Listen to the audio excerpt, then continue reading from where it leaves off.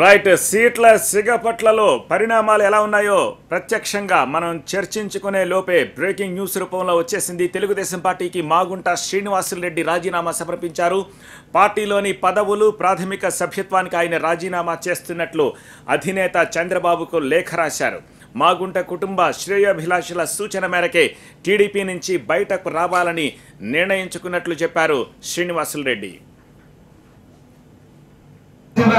ఇన్ని 10 ఎన్నికల్లో చూసాం. దాదాపు 30 సంవత్సరాలుగా కూడా మాగుంట కుటుంబం రాజకీయ జీవితం అనేది ప్రకాశం జిల్లాలో అనేది మాకు రాజకీయ భిక్ష పెట్టిన ప్రాంతం ఇది.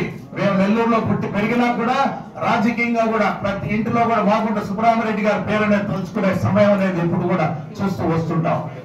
పార్టీలకు అతీతంగానే ఇక్కడ ఎప్పుడు కూడా సేవ చేసే కార్యక్రమం అనేది మాగుంట కుటుంబం ఎప్పుడు కూడా చెప్పడం అనేది కూడా మేము చూస్తున్నాం.